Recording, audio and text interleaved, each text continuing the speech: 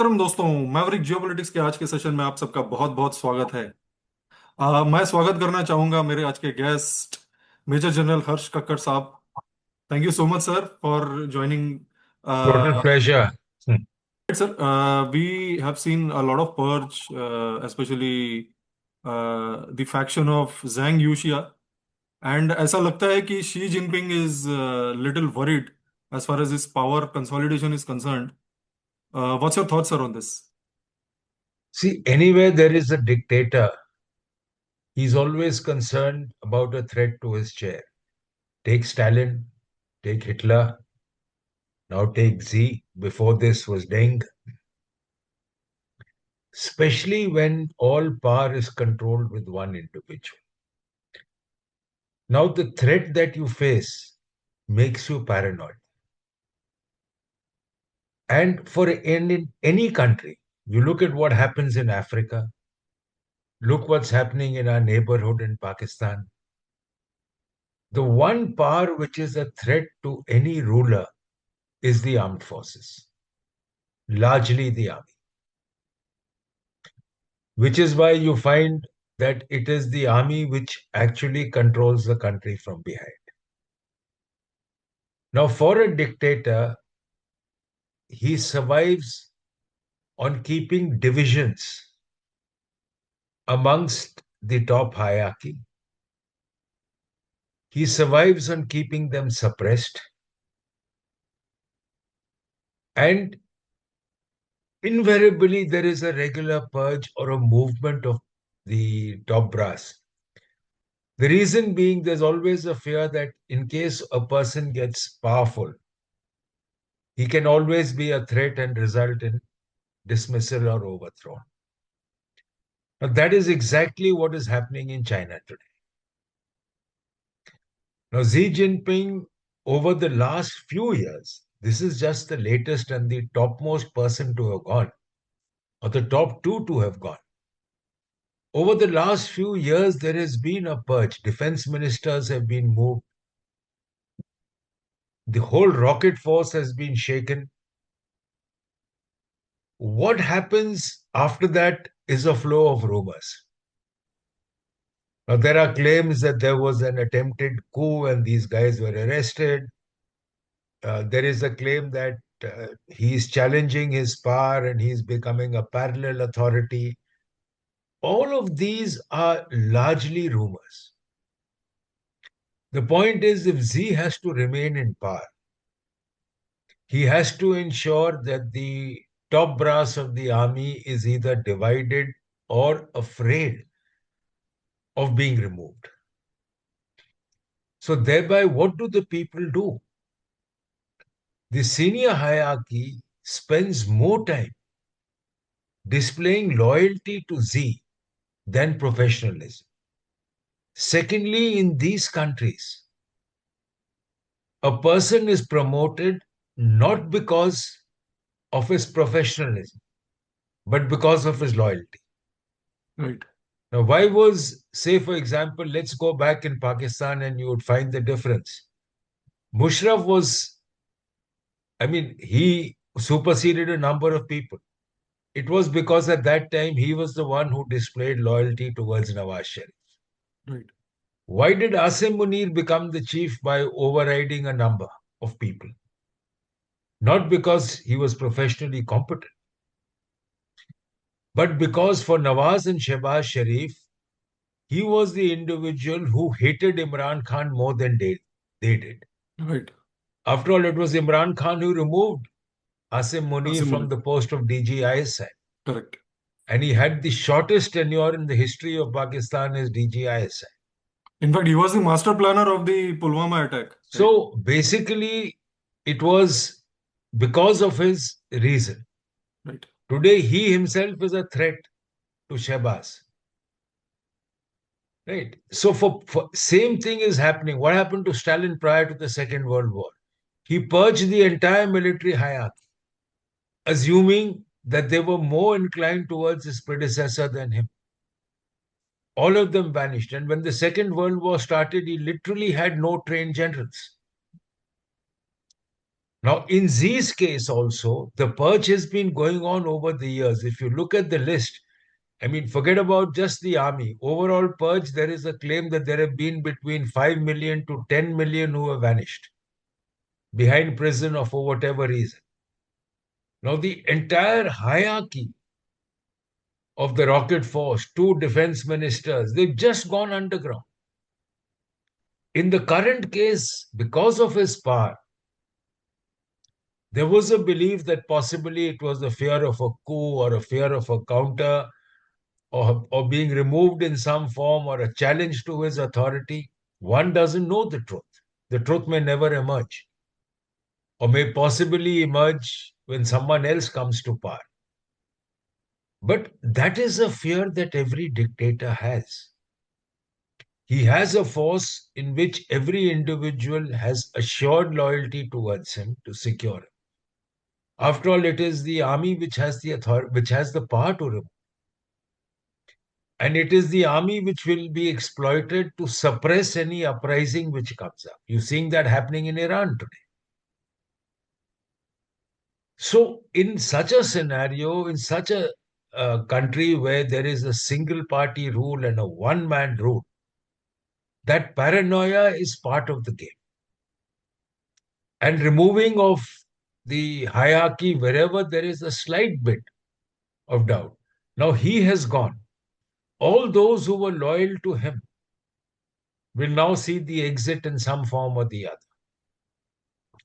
There now in these countries, there's another thing which comes out. If you want to progress in life, you have to align yourself with an individual.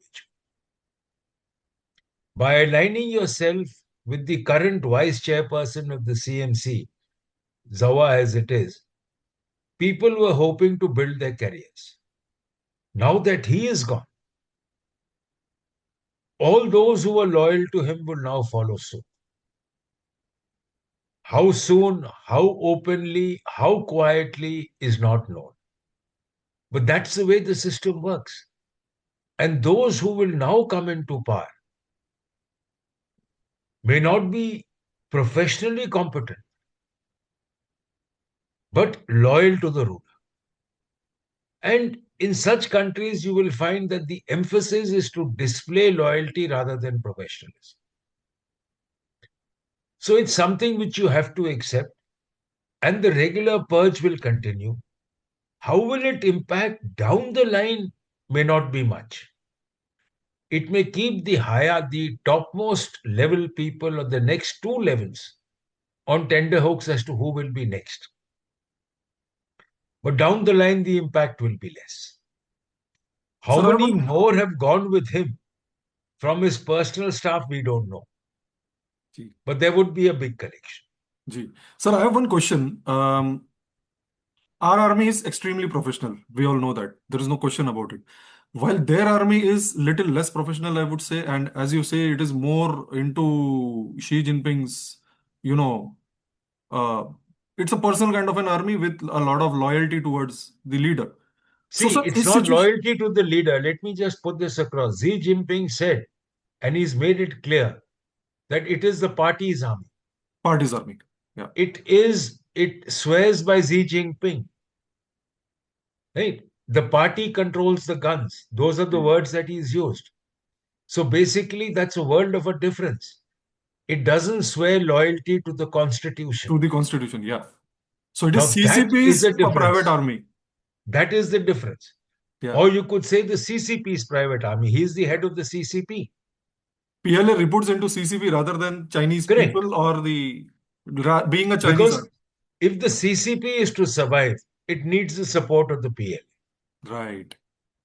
So sir, in this case, मेरा question है कि कल चल के we all know the war is imminent between India and China वो होगा छोटा मोटा स्कर्मिश ही क्यों ना हो शायद होगा वो but then in that case how will Chinese army और rather PLA confront India? We are a professional army. We have learned hard lessons through a lot of battles. हम तो See, पाकिस्तान के two साथ ही things. पांच पांच बार war कर चुके हैं See, उनका there उनका are एक्सपीरियंस उतना है नहीं तो what's your take on that? there are few issues that you need to get in. One is professionalism at the top versus when it comes down to skirmishes, it is at the lower level. There's a difference in that aspect. The second aspect, historically, if you look, whenever India has challenged or hit back, China has pulled back. Right. Whether it was Doklam, Yeah. whether it has been Galwan, Galwan. whether it was Nathula ages back, Ji. or even if you look at Sumdrong Chu, even between Nathula and the other incident was Sumdrong Chu during Sundarji's time. Whenever you've taken a step forward, they pulled back. Right? So that has been because they're aware of what our professionalism and capability is. Now, when you look at the leadership, you're looking at it at two levels. Operations at the lower level involving small formations is vastly different than where it involves the top hierarchy at a bigger level. These are local skirmishes, but also at the same time, there is a fear of failure. So that is something that the PLA is unwilling to get into. Because a failure with India will impact the global standing of the PLA. So they've got to take a call which side is their interest. Now, there are lots of stories that are floated about the reason why, including possibly the interest of Xi Jinping on Taiwan. He was slightly hesitant because if you take a move on Taiwan and you don't succeed in the first go, Xi Jinping's chair itself is difficult. Right. Whereas the PLA was saying, let's move. So, again, there were disagreements. One doesn't know what the true reasons are because they've given a very vague statement, anti-party discipline or moving against the party, whatever they've given, or corruption, which is the standard statement that you hear from China. How strong, how real, you're not. But one has to be very clear that the purge continues. This is not the end of the purge. It's possibly the beginning of the next phase of the purge. The last phase took in a whole lot of people, largely from the rocket force, largely from including two defense ministers, and a whole lot of people went out. This will be the start of the next purge, and it will be all those loyal to him at different levels who will suddenly find their exit. Whether they will go home quietly, whether they will go behind bars, what will happen is unknown.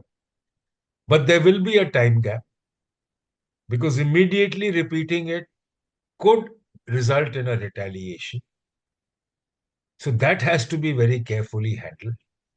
And those people have to be picked up in a manner that it doesn't result in a bouncing.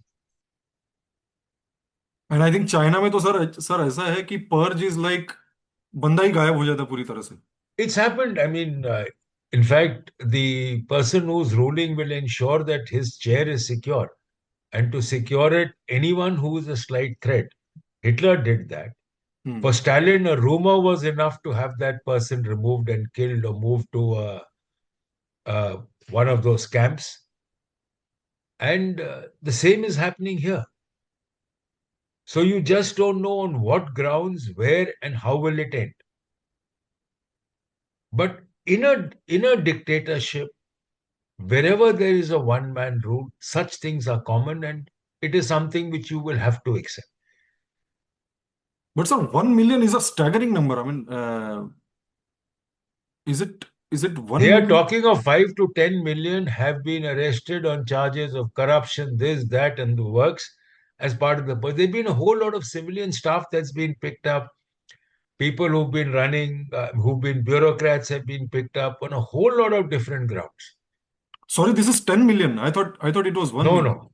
Their rumors are between 5 to 10 million. Nobody is certain. That's staggering number. मतलब इसमें उनके government के जो authorities है वो भी इसमें है. At the provincial level, they've been picked up. They've been diplomats who've gone. I think somebody who was working for the UN, he was recalled on a pretext and he vanished off and no one saw him again. And then they suddenly said that we placed him under arrest for whatever, whatever. So there are a whole lot of issues that are there. And that is what happens in these countries. And for any small reason, you can just vanish. That is crazy with China.